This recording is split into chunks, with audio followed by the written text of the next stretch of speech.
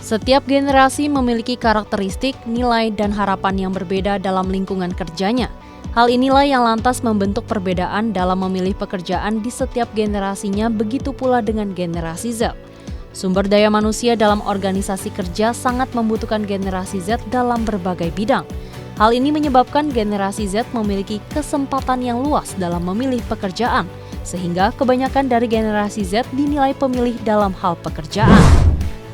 Pekerjaan yang saya sukai itu biasanya yang berhubungan dengan kreativitas. Jadi karena saya bekerja di industri kreatif juga sebagai fotografer atau videografer, saya suka dengan pekerjaan yang cenderung push dalam hal kreativitas supaya bisa menghasilkan karya-karya yang berkualitas juga. Jenis pekerjaan yang aku sukai itu semua pekerjaan di bidang industri kreatif, terutama dalam pembuatan konten di sosial media. Menurut riset Instagram, pada 2023 ini Gen Z atau mereka yang lahir antara tahun 1995 hingga 2012 banyak yang memilih untuk menjadi content creator. Hal ini tak lain dipicu oleh berkembangnya media sosial yang mendorong individu untuk terbiasa tampil di depan kamera. Memahami keterampilan yang dimiliki Gen Z dalam dunia teknologi, nyatanya generasi Z juga dapat membuka lapangan pekerjaan sendiri. Seperti halnya yang dilakukan oleh Josias Latui Hamalo, dirinya lebih memilih menjadi Director of Shaba Kreatif yang dirintis olehnya. Josias yang dahulunya bekerja di salah satu media swasta Korea mengaku tidak menemukan kepuasan dalam berkarya.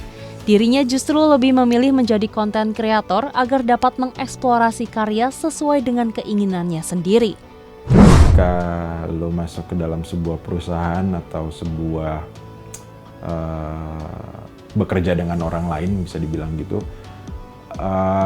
ada keterbatasan dibanding lo bisa mengeksplor langsung dengan as a content creator kayak gue sekarang. Karena nggak mungkin gue juga dulu bekerja di sebuah stasiun TV Korea, dan apalagi dengan dua negara yang berbeda, dan gue banyak belajar juga. Gue nggak mungkiri banyak belajar juga karena perbedaannya dari Indonesia dan Korea itu pasti jauh banget gitu, sangat jauh.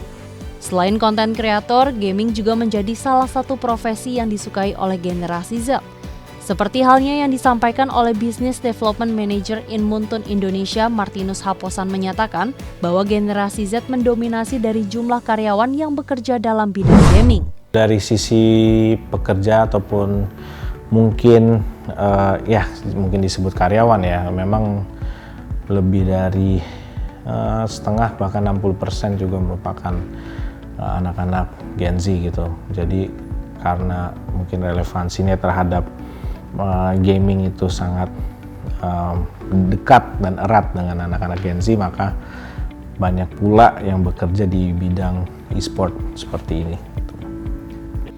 Rosemary, Erinathan, dan Angelo Antonius yang merupakan representasi dari generasi Z mengaku bahwa bekerja di bidang teknologi menjadi hal yang menyenangkan bagi mereka. Nah, mungkin sebenarnya kayak kalau misalnya kita lihat di sini, kan ini adalah perkantoran dan kita itu sangat dekat dengan teknologi gitu. Jadi mungkin nggak usah harus dibedakan gitu loh antara kayak perkantoran yang sangat-sangat formal dan teknologi yang mungkin kayak sangat kayak maju lah gitu, atau misalnya yang kayak nggak harus kayak terikat dengan satu instansi atau tempat bekerja gitu kan. Tapi menurutku dua hal itu tuh bisa jadi fusion gitu loh. Jadi bekerja di kantor yang teknologi dan maksudnya juga have fun di dalam pekerjaan, itu juga hal-hal yang udah sangat lumrah gitu sekarang.